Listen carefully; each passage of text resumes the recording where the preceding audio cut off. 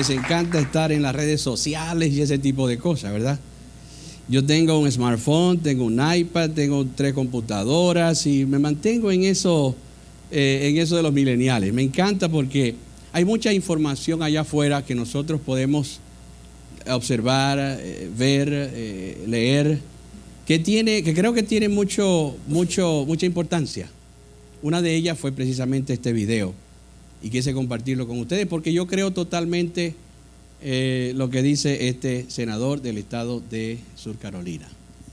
Pero no vine a hablar del senador, vine a hablar de la palabra de Dios. Y mientras preparaba lo que creo que Dios puso en mi corazón para ustedes en esta mañana, le decía: Señor, tengo un montón de cosas, de información que compartir con la iglesia, pero la palabra que yo no tengo la habilidad que tiene mi pastor Pablo, ni tampoco la habilidad que tiene el pastor Israel.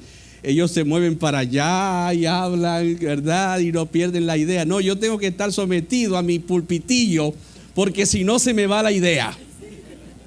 Alabado sea Dios.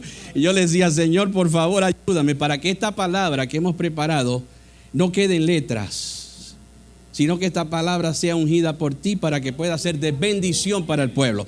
Definitivamente eso es lo que queremos, que la palabra que vamos a compartir con ustedes en esta mañana pueda ser de edificación y bendición. Le invito a que abra su Biblia en el libro de Apocalipsis, capítulo 2.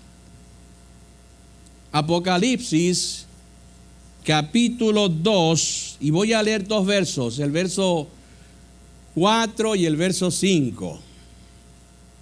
Tengo deseo de comprarme una Biblia pechita. Si usted me la quiere regalar, cuesta $21, ¿ok? Ajá, ya anotaron, 2 me van a regalar, 2 por lo menos. Es la traducción más cercana al original de la Biblia, así que se la recomiendo, la Biblia pechita. Apocalipsis capítulo 2, versículos 4 y 5, voy a leer de Reina Valera porque no tengo la Biblia pechita todavía. 2, 4 y 5, mire lo que dice. Pero tengo contra ti que has dejado tu primer amor. Recuerda por tanto de dónde has caído y arrepiéntete y haz las primeras obras. Pues si no, vendré presto, dice la antigua versión, y la traducción de ese presto es rápido. Vendré rápido a ti y quitaré tu candelero si no te arrepientes.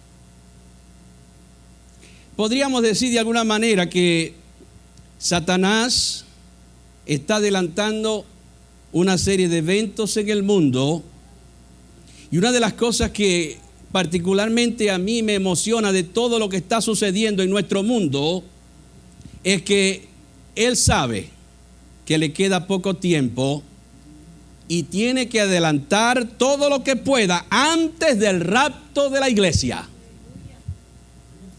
La época en la que nos ha tocado vivir es llamada la época del posmodernismo. ¿Alguien sabe lo que significa posmodernismo? Bueno, si lo sabe se lo repito y si no, lo aprende. El posmodernismo, escuche, promueve el pensamiento libre, la libre expresión. Dice que los valores no son tan importantes y que el bien y el mal son las mismas cosas. El posmodernismo predica que lo que es bueno para mí no necesariamente tiene que ser malo para otras personas. Que cada quien forma su propia opinión, etc. Si usted se pone a analizar las cosas que están sucediendo en el mundo de forma lógica, tal vez al igual que yo concluirá que lo que está sucediendo en el mundo es ilógico. Las decisiones que están tomando los líderes de los países civilizados son ilógicas para la mente humana, para la mente de muchos.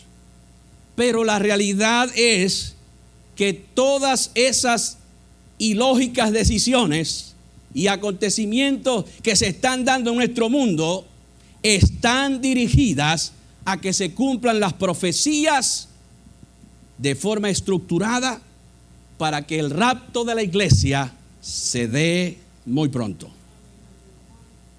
Durante más de 2 semanas hemos sido bombardeados en las redes sociales, en la televisión, desde los púlpitos y desde los demás medios de comunicación, con mensajes, videos y diversas posiciones acerca de la decisión tomada por la Corte Suprema de Justicia de los Estados Unidos en relación a la legalización del matrimonio entre personas del mismo sexo. Y para mí particularmente eso está bien. Creo que la iglesia no puede olvidar y pasar por alto un hecho tan, aberrante y vergonzoso como el que aconteció el 26 de junio de este año 2015. Me llamó la atención algo que dice Deuteronomio capítulo 6. Si lo puede buscar, lo busca, y si no, pues escuche. Deuteronomio 6, versículos 6 y 7 y 8. Dice: y estas palabras que yo te mando hoy estarán sobre tu corazón. Escuche lo que va diciéndole Dios al pueblo. Estas palabras que yo te mando hoy estarán sobre tu corazón. Versículo 7. Y las repetirás a tus hijos y hablarás de ella, escuche bien, estando en tu casa y andando por el camino y al acostarte y cuando te levantes. Versículo 8. Y las atarás en tu casa. Dice, y las atarás como una señal en tu mano y estarán como frontales entre tus ojos. ¿Sabe que los judíos, especialmente los hasídicos, tienen el Torá puesto aquí debajo del sombrero negro ese que ellos utilizan? Como señal de recordatorio de esta palabra que Dios le dijo a Israel. Versículo 8 de nuevo. Y las atarás como una señal en tu mano y estarán como frontales entre tus ojos. Versículo 9. Y las escribirás en los postes de tu casa y en tus puertas. Una de las cosas que yo hago en mi casa es que la palabra de Dios trato de ponerla por todos lados. Y en mi oficina, cuando tenía mi oficina, yo colocaba la palabra de Dios frente a mi escritorio, al lado derecho, al lado izquierdo. Cuando corría en mi ¿cómo se llama? Yo la colocaba, la palabra, frente a mí y la miraba cada vez que lo hacía. Escuche bien, en la época contemporánea del pueblo judío, en esta época, 70 años han pasado y los judíos de todo el mundo mantienen vivo en su mente las torturas, el abuso, el odio, etcétera, del cual fueron objeto ellos y su familia por parte de Hitler en la Alemania en 1945. Y el mantener eso, cosa que me llama la atención, en su mente, hace que los judíos no se olviden de cómo Dios salvó a un remanente de ellos, que trajo como resultado la creación de la moderna y poderosa nación de Israel en 1948. Casi todos los países del mundo le tienen pavor a Israel, a pesar de que es un pedacito de tierra rodeada de cientos de enemigos. ¿Sabe? A Dios le gusta que recordemos ciertas cosas y que las mantengamos vivas en nuestra mente con propósito. De hecho, recordarnos las cosas es una de las características del Espíritu Santo. Si usted lee en el Nuevo Testamento, usted va a ver, si usted estudia la Escritura y estudia el Nuevo Testamento, especialmente desde Hechos en adelante, se va a encontrar con que el Espíritu Santo siempre le estuvo recordando a la iglesia, porque es una de las características de Dios. ¿Y sabe por qué digo esto? Porque a nosotros los occidentales tenemos un gran problema, y es que se nos olvidan las cosas con mucha facilidad.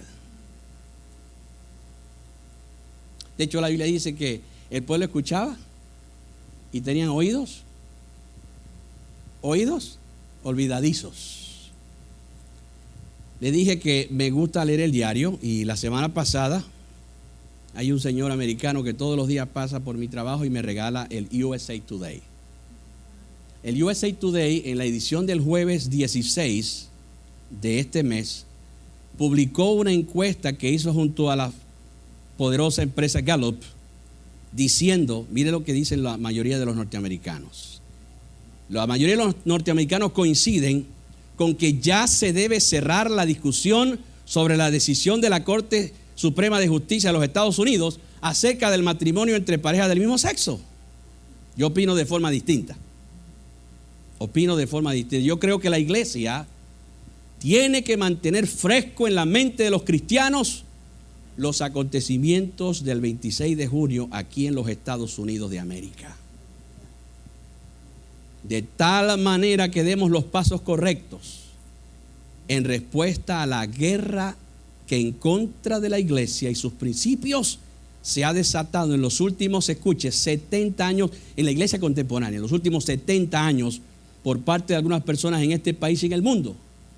Yo creo que la iglesia debe tener presente ese hecho, porque esa decisión de 5 jueces inconversos que no conocen a Dios traerá consecuencias graves no solamente a esta nación, sino también al mundo.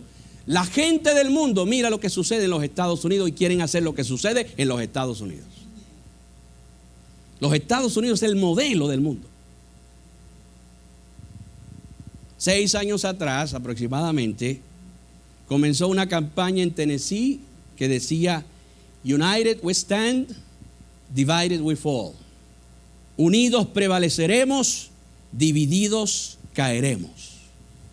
Uno podía leer este eslogan en los billboards de toda la ciudad, de la capital del estado de Tennessee, o en los autobuses del transporte público. En la unión está la fuerza. Seguramente todos hemos escuchado esta declaración. Cuando pensaba en todas estas cosas, en la unión está la fuerza, en unidos prevalecemos, divididos caeremos, me preguntaba, ¿cuán verdadera y significante es esta afirmación? Pensando en la decisión tomada por la Corte Suprema de Justicia en relación a la legalización del matrimonio entre personas del mismo sexo, y pensando en el alcance y las consecuencias que esto iba a traer no solo a nuestras vidas, sino también a nuestra familia, incluyendo hijos, nietos, a nuestros centros educacionales como escuelas, colegios, universidades, trabajo e iglesia, me preguntaba en qué nos habíamos equivocado los cristianos. No solo los cristianos de Estados Unidos, sino los cristianos del mundo entero. ¿En qué fue que nos equivocamos? ¿Sabe? Yo creo que esta decisión de la Corte Suprema ha estandarizado y legalizado la inmoralidad en los Estados Unidos. El hijo de Jimmy Swaggart dice, Donnie Swaggart dice que allá en Washington hay un filisteo. No sé a qué se refiere él. Yo no sé a qué se refiere, pero él dice que allá en Washington hay un filisteo. Creo que esta decisión de la Corte Suprema ha estandarizado y legalizado la inmoralidad en este país. Y además también creo que esta decisión ha establecido, escuche, en la mente de la población norteamericana que la Biblia, Dios, la iglesia y sus ministros somos simplemente un grupo más del montón. Por lo tanto, no se nos debe ver como personas con una misión diferente a las de los demás. Y yo quiero decir que nosotros los ministros ejercemos una función diferente a los demás. Por lo tanto, no se nos debe ver como personas que tenemos una misión diferente, sino como una institución igual a cualquier otra y como personas que realizan un trabajo diferente, pero que al final y al fin de cabo no es tan trascendental. Por lo tanto, lo que hacen las iglesias y sus ministros no tiene ninguna diferencia a lo que hace cualquier otra persona o grupo en nuestra sociedad. ¿Sabía usted que ejercer el ministerio del Señor es la profesión más importante de este mundo? Solo me escucharon 10. ¿Sabía usted que ejercer el ministerio del Señor es la profesión más digna, más importante de este mundo? Escuche, ejercer el ministerio no es cosa fácil. Una de las profesiones más dignas e importantes de este mundo es el ministerio. Es a un ministro del evangelio al que acuden los ricos, los pobres, los grandes y pequeños, blancos y negros, artistas de Hollywood, famosos cantantes, para ser enterrados. Pero ni un blanco, digo, blanco puede ser y un negro también, pero no un rico, ni un cantante, ni un artista de Hollywood, ni un multimillonario puede enterrar a un ministro.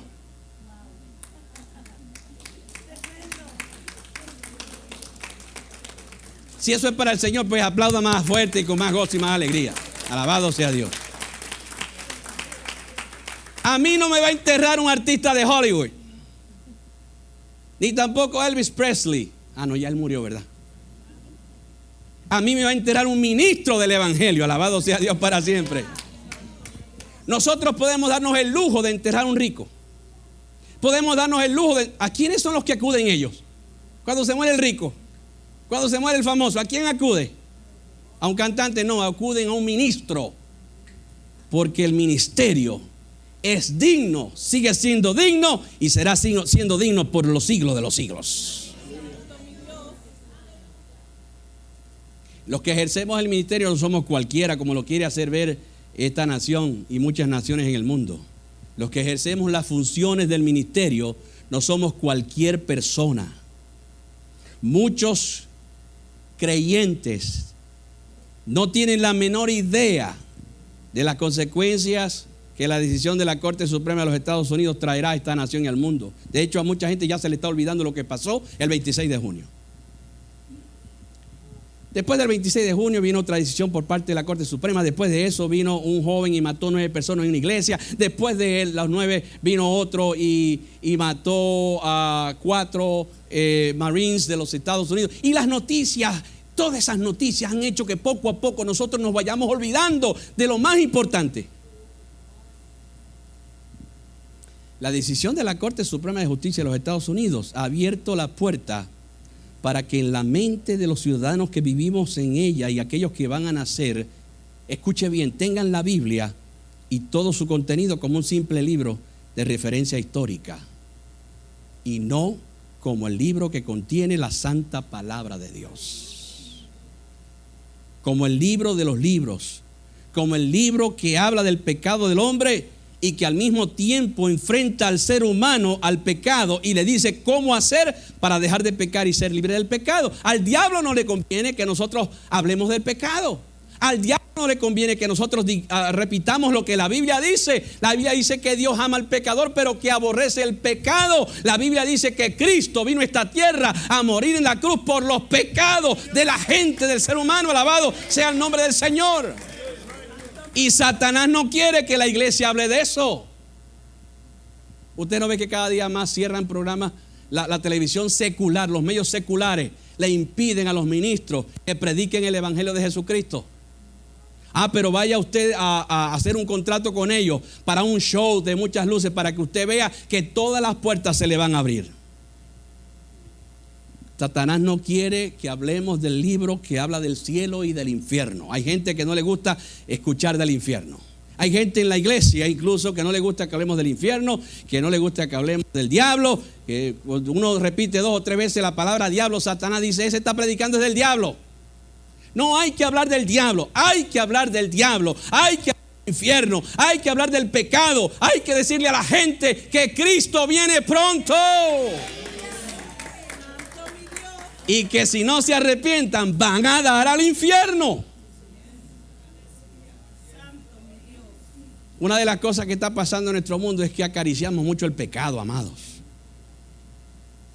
Este mensaje que yo predico, mis mensajes son así, ustedes lo saben. No le gusta mucho a la gente. Pero si yo meto mis manos en el bolsillo como un ejecutivo y empiezo a hablar de la prosperidad y te empiezo a decir que te va a ir bien todo el resto de tu vida, se me abren las puertas hasta de CNN.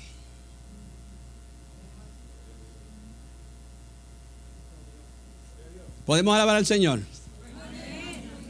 ¿Podemos glorificar su nombre? La Biblia habla del cielo y habla del infierno.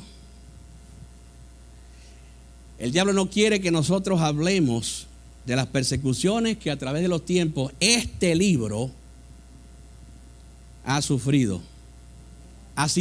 La Biblia ha sido quemada. Reyes han prohibido la lectura de ella, pero no han tenido éxito. Al contrario, la Biblia es el libro más vendido de la historia, con más de 6 récords Guinness, porque no hay libro que se le acerque. Alabado sea Dios para siempre. Quiere decir entonces que la Biblia tiene su importancia. Algo tiene la Escritura que le llama la atención a la gente. Y yo le podría dar una lista larga de todo lo que la Biblia contiene que puede hacer de bendición para el ser humano.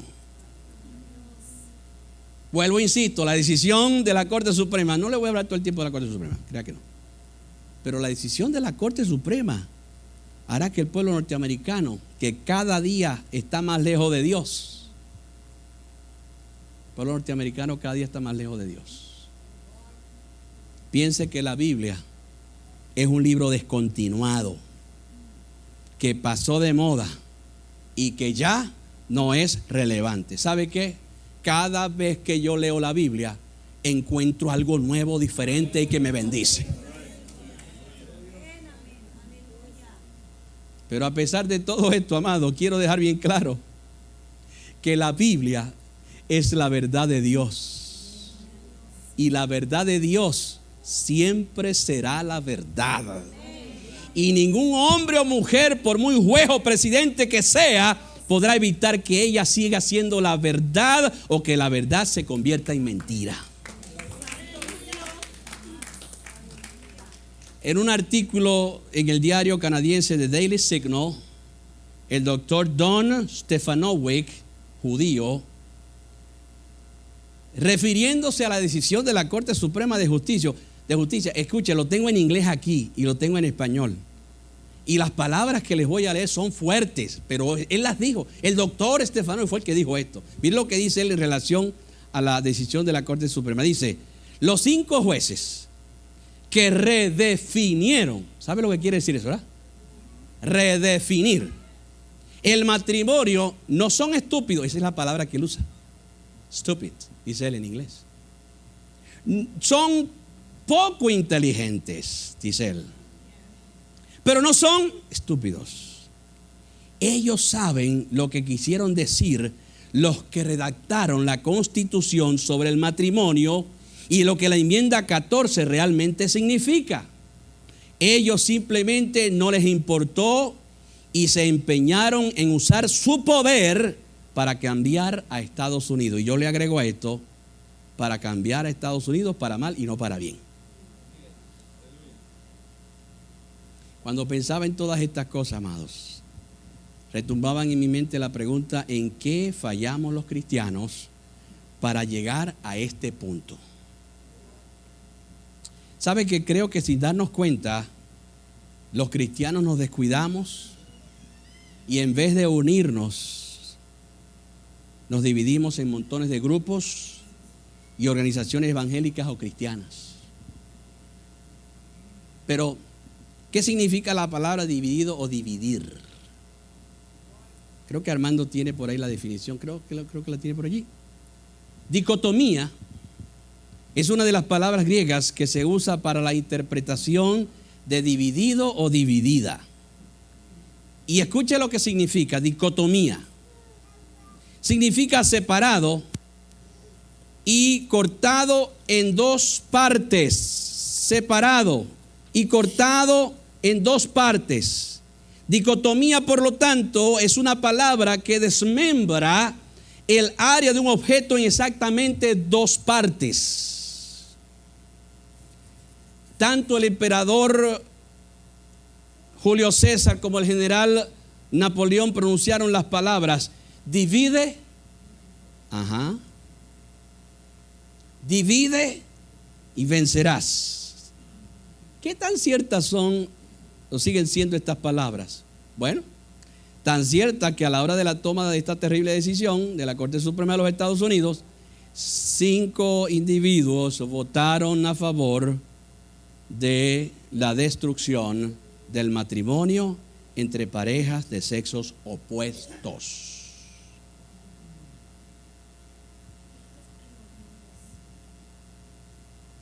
Cinco estuvieron en desacuerdo, 4 estuvieron de acuerdo, pero con ciertas reservas. Dividir significa separar en partes. Yo puedo unir este papel, lo puedo volver a unir, voy a ponerle cinta, pero nunca el papel va a ser lo mismo. Nunca va a ser lo mismo.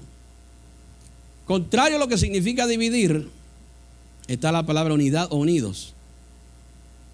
2 ejemplos de unidad, y lo invito a que si puede buscarlo en el Nuevo Testamento, se encuentra en el libro de los Hechos de los Apóstoles, capítulo 1 y capítulo 2.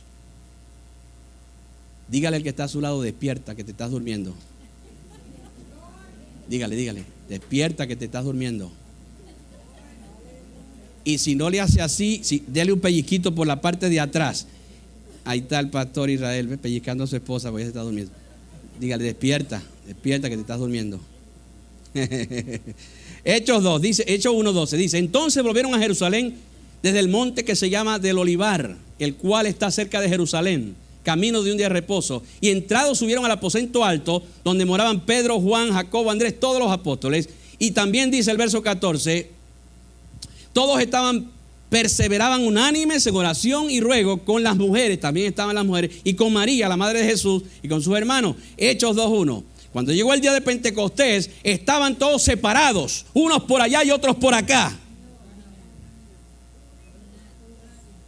Dice, estaban todos separados. Dice en un mismo lugar. Biblia de las Américas. Estos 2 pasajes nos dicen que la iglesia estaba. ¿Cómo estaba la iglesia? La iglesia estaba unida, la iglesia estaba junta. Y esa es la razón por la que la iglesia fue llena del poder y la unción del Espíritu de Dios.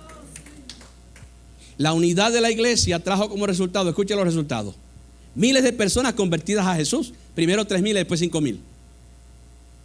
Hechos capítulo 2, capítulo 5.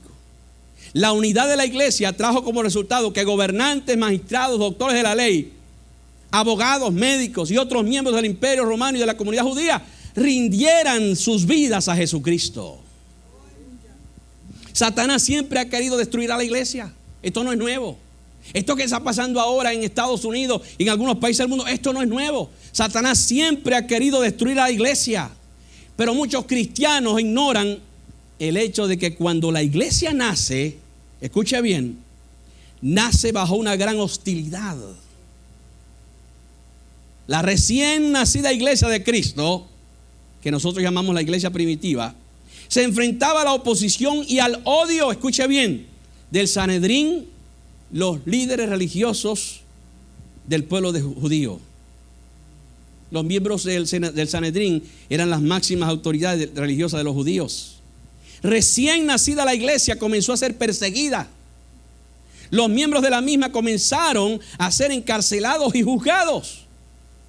Pero a pesar de ese odio, amados, y a pesar de la persecución, la iglesia de Jesucristo se mantuvo unida.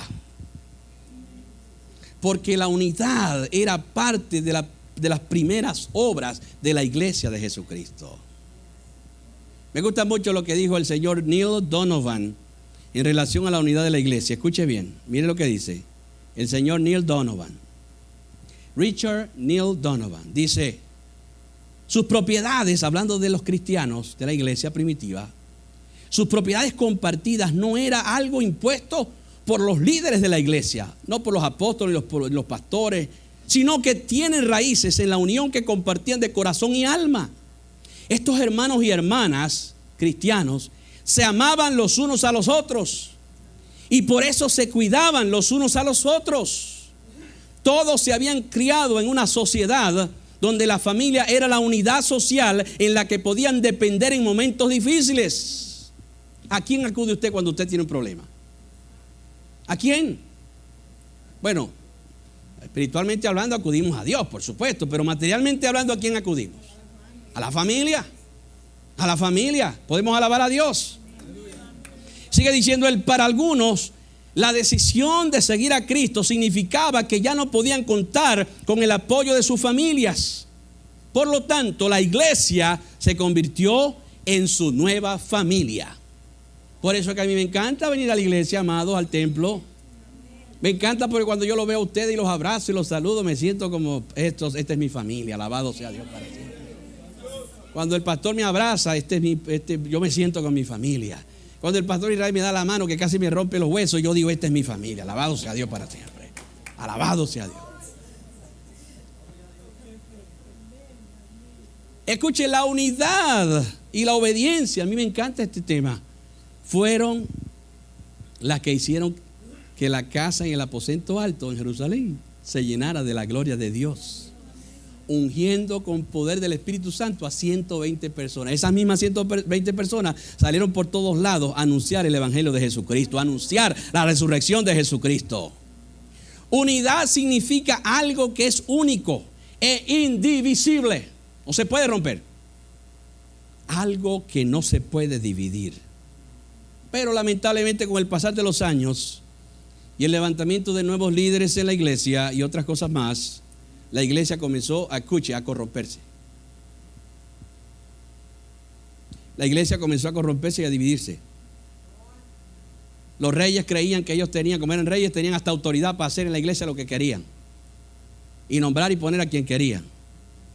La iglesia comenzó a corromperse y a dividirse en denominaciones.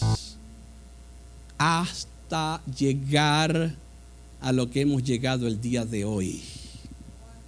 La iglesia dividida en diferentes organizaciones y montones de grupos, los cuales nos hacemos llamar evangélicos, bajo la consigna que aunque las mismas tienen diferentes nombres, predicamos al mismo Cristo. ¿Sabe qué? Yo no creo en eso. Para mí eso es una cosa inverosímil. ¿Sabe lo que significa la palabra inverosímil? La palabra inverosímil significa que parece mentira o es muy difícil de creer. Que no tiene apariencia de verdad, en pocas palabras. Como a mí me gusta la historia, quise compartir con ustedes un poquito de historia. Y ya vamos a terminar en una hora. Mientras la división llega a la iglesia, escuche bien, mientras la división llega al seno de la iglesia cristiana, otros grupos no cristianos, y cuando yo estudiaba esto y leía todo esto, yo me quedé, wow, impresionado.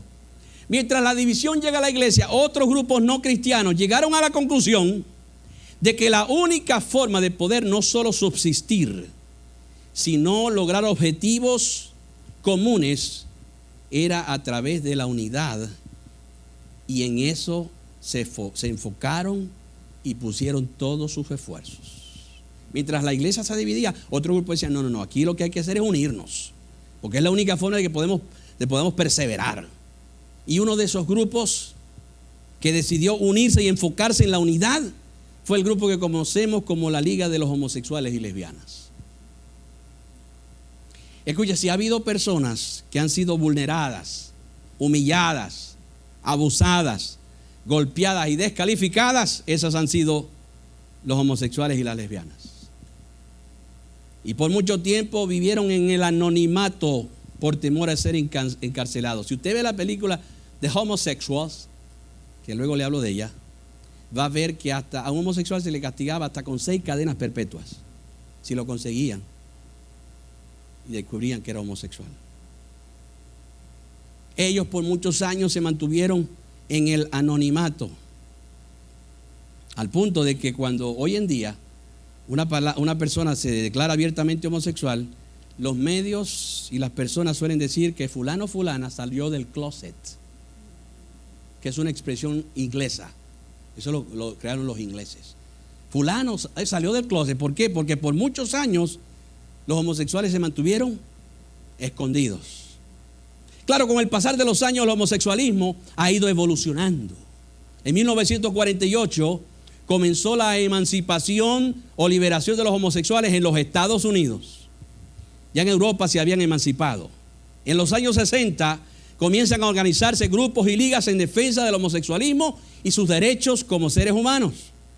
En 1965, la cadena de televisión CBS o CBS anuncia la presentación del primer programa acerca de la homosexualidad en América llamado The Homosexual. A cargo, yo no sé cuántos se acuerdan de él, yo no había nacido, pero sé de él. A cargo del famoso anchor de televisión de esa época, Mike Wallace. En este documental, cuya producción duró 5 años, fueron entrevistados varios homosexuales, no lesbianas, homosexuales, hombres, y varios psiquiatras. Entre algunos de estos hombres fue entrevistado Jack Nichols. Jack Nichols, el primer homosexual que sin cubrirse la cara en televisión habló abiertamente acerca del homosexualismo, sus valores y libertades a las que ellos tenían derecho como ciudadanos, y que el homosexualismo era un estilo de vida normal. Desde ese momento en adelante, Nichols se convirtió en el luchador más fiero del movimiento homosexual en los Estados Unidos, al punto de crear revistas sobre la tendencia en defensa de este estilo de vida que se distribuían en la ciudad de Nueva York en público sin ningún impedimento. Y este hombre fue el creador de la primera liga en favor de los derechos de los homosexuales en los Estados Unidos. Nichols liderizó la primera marcha sobre los derechos de los homosexuales frente a la Casa Blanca en abril de 1965. Él hizo otras cosas, periódicos, programas de televisión, etcétera, etcétera. En ese programa de televisión, escuchen lo que sucedió. Los psiquiatras que fueron entrevistados declararon que el homosexualismo era una enfermedad psicológica. Pero Nichols, con sus protestas y el poder que fue adquiriendo, con sus escritos y luchas y declaraciones, ¿sabe lo que logró? Que la Asociación de Psiquiatras de Estados Unidos comenzara a convencer a los norteamericanos y al mundo de que el homosexualismo es un estilo de vida normal y no una enfermedad psicológica. A Nichols comenzaron a unirse personas de diferentes partes del país hasta lograr marchas, protestas multitudinarias. Ahora, ¿cuál fue la clave para Nichols? ¿Cuál fue la clave para Nichols? La unidad. ¿Me escucharon? La clave para Nichols fue la unidad, porque un pueblo unido jamás será vencido, porque en la unión está la fuerza. Nichols entendía que unidos iban a permanecer, pero que divididos iban a desaparecer. Como adherente, en 1967 aparece el libro Homosexual Behaviors Among Males, comportamiento homosexual entre los hombres, por Wayne Wright Churchill III. Este libro llama la atención de muchos de los miembros de las ligas homosexuales por su contenido. Es allí, según mis investigaciones, en este libro donde aparece por primera vez la palabra homofobia públicamente hablando. Homofobia es la palabra que los grupos homosexuales han usado durante los últimos 15 a 20 años ante los medios de comunicación para describir a nosotros los cristianos. La palabra homofobia significa odio por alguien que expresa el gusto por un mismo sexo. Significa rechazo, miedo, repudio, prejuicio o discriminación hacia mujeres u hombres que se reconocen a sí mismos como homosexuales. Con la palabra homofobia, homofóbico, el movimiento homosexual ha logrado que la gente no creyente crea que los cristianos odiamos a los homosexuales. Ellos no quieren entender que al igual que Dios, nosotros les amamos, no amamos el pecado, pero les amamos a ellos, nos guste o no nos guste la tendencia o vida que ellos están llevando. La clave para Nichols y su movimiento fue, ¿sabe lo que dijo Jesús en Marcos 3:24? Si no lo sabe, se lo leo. Dice, si un reino está dividido contra sí mismo, tal reino no puede permanecer. Versículo 25. Y si una casa está dividida contra sí misma, tal casa no puede permanecer. Versículo 26. Y si Satanás, el mismo Satanás, dijo Jesús, se levanta contra sí mismo y se divide, no puede permanecer, sino que ha llegado su fin. Mientras los cristianos nos dividimos cada día más y más, el movimiento homosexual se une cada vez más y más, hasta lograr, amados, que la máxima corte de los Estados Unidos reconozca sus derechos y reconozca que el matrimonio puede ser entre un hombre y un hombre y una mujer y una mujer.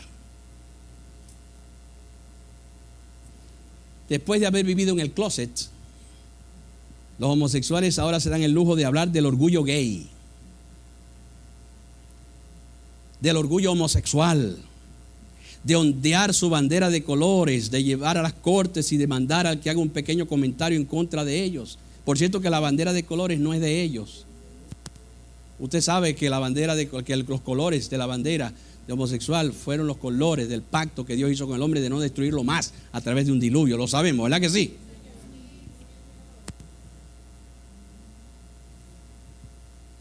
A ellos los defiende desde el presidente. El vicepresidente Biden hace 4 días estuvo en una reunión con ellos y dijo: yo creo que los derechos de los homosexuales han sido violados y todavía no se le ha dado suficiente derecho, dijo en una reunión hace 4 días. Dice: estoy muy molesto porque a los homosexuales no se le han dado los derechos que ellos merecen. Pasa que se va a lanzar como candidato a la presidencia, a lo mejor quiere los votos de ellos. A ellos los defiende desde el presidente, el vicepresidente, la Corte Suprema de Justicia de los Estados Unidos y muchos gobernadores de la Unión Americana y mayores de la Unión Americana. El presidente Obama mandó a colocar luces sobre la Casa Blanca, ¿verdad, Armando? ¿Ah? Con el color de la bandera homosexual. Así se vistió la Casa Blanca. Por esa gran victoria, según él, que tuvimos, dijo él. Y mientras tanto, los cristianos, ¿qué hacemos? Quizás olvidar. Nos hemos entretenido en los 9 hermanos que murieron en South Carolina, lo cual es lamentable. También nos hemos entretenido en los 4 Marines que murieron antes de ayer. ¿Qué hacemos los cristianos? Se dice que el movimiento homosexual, escuche bien, se propuso una tarea: lograr que se les otorgaran sus derechos completos, y lo lograron. Para los años 60, ser homosexual era castigado con 6 cadenas perpetuas. Escuche lo que dicen los estudios. El movimiento homosexual en los Estados Unidos representa solo el 3% de la población nacional. ¿Escuchó bien? Solo el 3% de la población, mientras que los protestantes, los cristianos, representamos el 83%.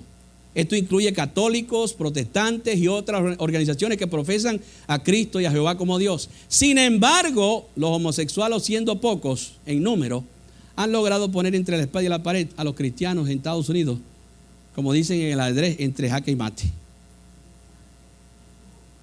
Nos han puesto entre la espada y la pared, con solo el 3% de la población. Tanto que la mayoría de los pastores de iglesias y dueños de negocios cristianos en este país no hayamos que hacer para podernos proteger en caso de que una pareja homosexual nos llegue aquí a decir que los casemos o que les sirvamos. Servirles no es malo. Si yo tengo un negocio y quieren que le venda pan, yo le vendo pan, porque es. Pero ya casarlos ya es otra cosa. Por lo menos yo no lo hago. A que me lleven preso, no lo hago. ¿Por qué llegamos hasta este punto? Yo creo, hermano, que llegamos a este punto porque nos descuidamos, porque nos dividimos. Hemos dicho hasta el cansancio, y quizás alguno de ustedes no va a estar de acuerdo conmigo. Yo no soy una monedita de oro para que usted esté de acuerdo conmigo en todo lo que yo digo. Pero ¿sabe lo que yo pienso? Hemos dicho hasta el cansancio que este país fue fundado bajo bases cristianas, cosa que no es cierta. llegamos hasta este punto porque le dimos poca importancia a la unidad de la iglesia. Como dice la Biblia, cada quien se apartó por su camino. Dejamos a un lado la unidad, la oración, el ayuno, el estudio de la palabra. Dejamos de predicar sobre la salvación, sobre la santidad, sobre la venida de Cristo. Y me encanta lo que la pastora cantaba porque habla de eso. Me encanta lo que la hermana cantó el viernes. Hay que predicar acerca del rapto de la iglesia. Hay que predicar acerca de la venida de Jesucristo. Hay que predicar en contra del pecado. Porque ¿sabe qué? Cristo viene pronto.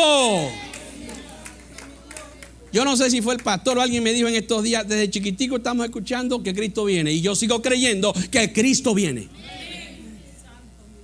Yo no sé si usted, algunos parece que no creen eso. No está mal que se compre una casa, ni está mal que compre un carro nuevo. Eso no está mal. Yo quisiera un BMW o un Mercedes. ¿Verdad, hermana? Sería chévere manejar uno de ellos. Pero no se nos debe olvidar que Cristo viene pronto. Cristo viene pronto. Dígalo conmigo. Cristo viene pronto. Cristo viene pronto. Ya voy a terminar. El pasaje que escogí como base al mensaje, en el verso 5, mire lo que dice. No sé si está en pantalla, pero si no está, yo se lo leo. Versículo 5 del capítulo 2 de Apocalipsis. Dice: recuerda por tanto de dónde has caído y arrepiéntete. Arrepiéntete y haz las primeras obras. Y no voy a entrar en teología profunda acerca de lo que significa esto, sino que brevemente voy a decir, después de terminar el versículo: arrepiéntete y haz las primeras obras, pues si no, vendré rápido a ti, se presto, rápido a ti, y quitaré tu candelabro, si no te arrepientes. En este verso, Dios le demanda a la iglesia que se arrepienta y vuelva a las primeras obras. Ahora, una demanda es una exigencia. Una demanda no es un favor. No es, por favor, ¿me puedes dar un vaso de agua? Que por cierto no me han traído agua, los estoy cazando. ¿Me puedes dar un poquito de agua? No.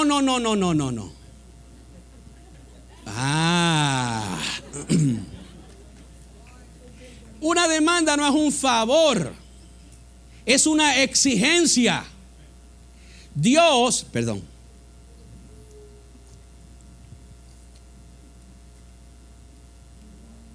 En la demanda se le exige al demandado actuar. Usted le llega una carta del banco y le dice: usted está atrasado 3 meses, por lo tanto le vamos a quitar el carro. No, yo me quedo tranquilito en casa. En el sofá prendo CNN y me pongo a ver la televisión. Y hago con la carta, la tiro contra el zafacón, en el zafacón. En el pipote de la basura, decimos nosotros allá en Sudamérica. Tranquilo. Y me llega otra carta y me dice: vas a perder la casa, la vamos a quitar, a reposer la casa porque tienes 4 meses sin pagar. Magnífico, eso está bien. Una demanda exige que actuemos. ¿Sí o no? En otras palabras, si la iglesia no actúa y se arrepiente, Dios le va a castigar. Eso fue lo que Dios le dijo a Éfeso: si no se arrepienten, yo voy a castigarlos. Sabe, hermano, con tristeza lo digo, pero es verdad, la iglesia se ha dedicado en los últimos años a construir templos grandes. Nosotros tenemos un templo bellísimo para la gloria del Señor. Y no está mal tener un templo grande, ni bonito, ni bello. No está mal. No me malinterpreten, porque hay gente que dice que ser rico es malo, es pecado. No, yo quiero ser rico, hermanos. Eso no es malo. La iglesia dice que es el amor al dinero lo que es malo. ¿Verdad que sí? Nos hemos dedicado últimamente a construir grandes templos, lujosos, fastuosos. Nos dedicamos a realizar espectáculos extraordinarios, con luces de todo tipo y todo color. Pero también, hermanos, nos pusimos a pelear los unos con los otros y dejamos a un lado lo más importante. El apóstol Pablo, escuche bien, no es el apóstol Alves, es el apóstol Pablo. Algunos me han querido hacer apóstol, pero yo no soy apóstol, yo soy siervo de Cristo. El apóstol Pablo se vio en la necesidad de escribir una carta urgente a la iglesia de Corinto. Se había levantado un gran problema entre los cristianos de Corinto. Este problema llevó a la iglesia a una división que apuntaba con acabar con ella. 1 Corintios 3, mire lo que dice. Lo voy a tratar de leer rapidísimo. 1 Corintios 3. El apóstol Pablo escribe: de manera que yo, hermanos, no pude hablaros como a espirituales, sino como a carnales, como a niños en Cristo. Os di a beber leche y no vianda, porque aún no podías, ni aún podéis ahora, porque todavía sois carnales. Pues habiendo entre vosotros celos, envidias, contiendas, disensiones, ¿no sois carnales? Y andáis como hombres, diciendo el uno: yo ciertamente soy de Pablo, y el otro de Apolos, o de Maldonado, o de Jimmy Swagger. No sois carnales. ¿Quién pues es Pablo? ¿Quién pues es Apolos? ¿Quién pues es el que le dije ahorita, ¿cómo se llama? Maldonado. ¿Quién es Jimmy Swagger? ¿Quién es Benny Hinn? Servidores por medio de los cuales habéis creído, algunos de ellos, y según lo que cada uno concedió al Señor. Yo planté, Apolo regó, pero el crecimiento lo da Dios. Podemos alabar al Señor. Mire cómo concluye el apóstol Pablo: porque nosotros somos colaboradores de Dios. Leti es colaboradora de Dios. El pastor Israel es colaborador de Dios. El pastor Pablo, nuestro pastor, es colaborador de Dios. Yo soy colaborador de Dios. Y vosotros sois labranza de Dios, edificio de Dios. ¿Sabe lo que quiere decir esto? Ya voy a terminar, hermano. Dígale que está a su lado: no te duermas. Dele un pellizco. ¿Sabe lo que quiere decir esto? Que la división es producto de la inmadurez y la desobediencia. Segundo, que la división trae confusión y destrucción. Pablo tuvo que hablarle duro a la iglesia, tuvo que hablarle fuerte a los cristianos de Corinto. Amados, pero en nuestros días sobran los caciques y hay muy pocos indios en las congregaciones. Mire, yo le sirvo al Señor entre la gente cristiana e hispana porque no me queda otro remedio, le soy sincero. Porque entre los hispanos a todos nos gusta ser caciques. Y nos gusta poco sujetarnos a nuestras autoridades. Por eso es que la iglesia hispana está como está. Y se lo digo yo, que he sido evangelista por más de 25 años y he predicado en cualquier iglesia. Una vez prediqué un sábado en una iglesia, pastor Israel. Un sábado me invitaron a predicar en una iglesia. Después descubrí que era una adventista. Para que usted tenga una idea. Que he estado en las pentecostales, en las bautistas, en las metodistas, en Salvation Army, en cualquiera. Predicando, ministrando. Mientras los cristianos hemos pasado años teniendo poder económico, político en este país y respeto de los presidentes, tanto que habían presidentes aquí, hubieron presidentes que cuando tenían un problema llamaban a un ministro de evangelio para que le diera consejo. No supimos aprovechar eso, amados.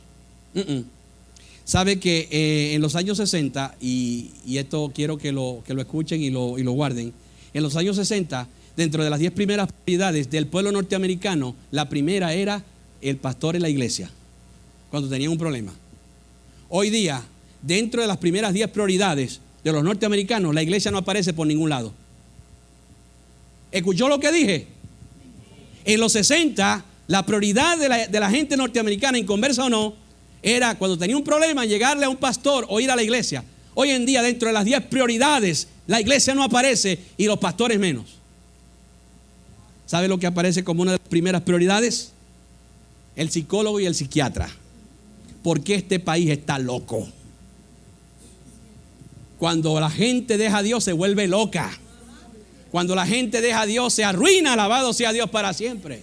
Cuando la gente deja a Dios vienen complicaciones tremendas. Cuando la gente deja a Dios, las cosas van mal. No hay país del mundo que deje a Dios que le vaya bien. No hay nación del mundo que deje a Dios que le vaya bien. Y lamentablemente este país está dejando a Dios. Ahora, ante todos estos acontecimientos, me quedan 5 minutos. Todas las cosas que están pasando, hay muchos cristianos que dicen: nah, esas cosas tienen que pasar, eso es bíblico, eso está escrito. Claro, para mí esa es la forma más fácil de olvidarnos del problema. Pero yo no me conformo con eso. Yo no me conformo con ese dicho de muchos cristianos conformistas. Cuando Nehemías supo que Jerusalén estaba en ruinas y sus muros caídos, contó la noticia al pueblo. Y me emociona lo que el pueblo hizo. Dice que cuando la gente escuchó esta noticia, decidieron actuar. La demanda requería de una actuación, de que se actuara. La situación era difícil. La gente que escuchó a Nehemías pudo haber dicho, igual que dicen algunos cristianos, bueno, ¿qué podemos hacer nosotros? Deja esa gente allá, han pasado muchos años, deja esa ruina tranquila. Pero ¿sabe lo que dice la Biblia que hicieron? Cuando escucharon a Nehemías, al concluir Nehemías, dice la Biblia que se le dijeron, levantémonos y edifiquemos. Amados, si queremos que todas estas cosas que están pasando en el mundo se acaben, no se van a acabar. Puede que se detengan. El gobernador de Texas firmó una orden a favor de nosotros, los ministros, ¿verdad? Y el de Luisiana también, y parece que Rick Scott está pensando en lo mismo porque es conservador. Pero tenemos que recordar que en el mundo el príncipe es Satanás.